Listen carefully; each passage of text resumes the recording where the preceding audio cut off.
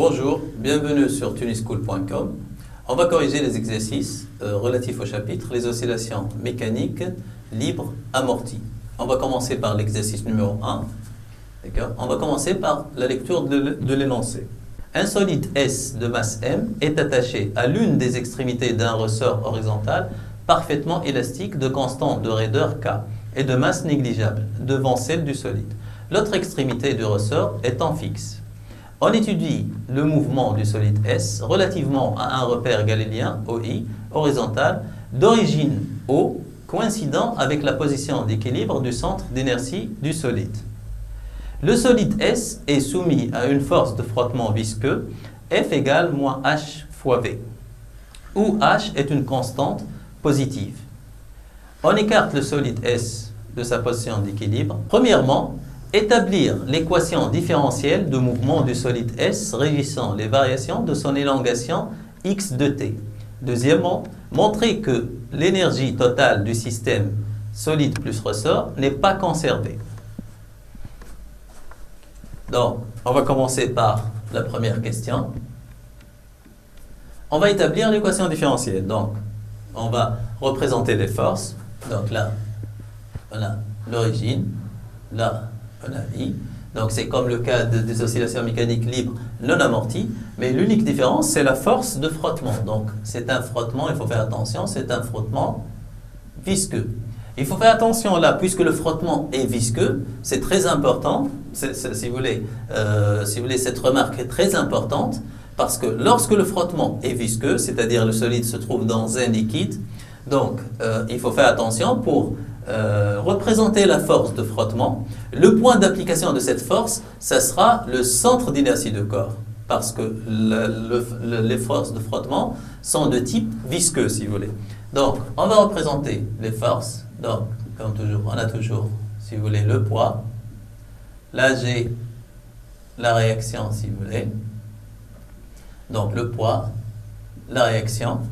Donc, j'ai une position quelconque. Là, le solide, il se déplace dans ce sens, si vous voulez. Donc, la force T tend, la force de rappel T tend à le ramener à sa position, à ramener le ressort à sa longueur à vide, donc à ramener le solide à sa position d'équilibre. Et là, il faut faire attention, j'ai une autre force qui est le frottement, puisque c'est un frottement visqueux, donc on va l'appliquer au centre d'inertie du corps. Donc là, j'aurai quoi? Ça, c'est F, c'est la force du frottement. Et la force du frottement a toujours un sens opposé à celui de la vitesse. D'accord? Donc, on va prendre le système. Donc, le système, c'est quoi? C'est le solide S plus le ressort, si vous voulez. Donc, le bilan des forces extérieures, on va faire l'inventaire des forces. Donc, j'ai P, R, T, et j'ai la force de frottement. Donc, faites attention, j'ai là une force de frottement. Pourquoi? Parce que les oscillations sont libres, mais amorties. Donc, cette force, elle est responsable de l'amortissement. Donc, l'amortissement, ça sera, si vous voulez, ça sera vu dans l'expression ou bien dans l'évolution de l'élongation. Donc, X max va diminuer, si vous voulez, d'accord, à cause des forces de frottement. Et, si vous voulez, ces forces de frottement qui sont modélisées par une force F, frottement de type visqueux, vont être responsables de, si vous voulez, la perte de l'énergie, la dissipation de l'énergie. Donc, on va appliquer la RFD. Donc, la RFD nous dit que somme des forces extérieures, si vous voulez, est égale à MA. Donc, on aura P plus R plus T plus F est égal à M fois A. Donc, c'est égal à M fois A. On va projeter, donc, projection dans le repère ou bien sur l'axe OI. Donc, la projection de P, ça va me donner 0 plus 0. T, c'est moins K fois X. Et F, c'est moins H fois V. Tout ça, ça sera égal à quoi? Ça sera égal à MA. Donc, je vais, si vous voulez, déplacer de l'autre côté. Donc, j'aurai quoi? MA plus HV plus KX égale à quoi? Égale à 0. Donc là, c'est une relation très importante.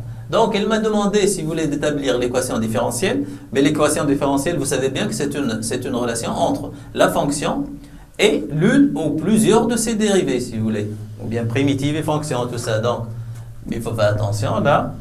Donc, je dois avoir une seule fonction. Donc, il veut avoir l'équation différentielle en x de t. Donc, j'ai intérêt à remplacer toutes les fonctions en fonction de x, si vous voulez. Donc là, j'ai a et v. Avec a, c'est d de x par dt2. Et v, c'est dx par dt, s'il vous plaît. Donc, on aura quoi? Donc, on aura m d de x par dt2 plus h fois v, v c'est dx par dt plus k fois x est égal à 0. Eh bien ça c'est l'équation différentielle en x de t. Ou bien je peux diviser l'ensemble par m, donc j'aurai quoi? d de x par dt2 plus h sur m fois dx par dt plus k sur m fois x est égal à 0. Voilà, donc c'est l'équation différentielle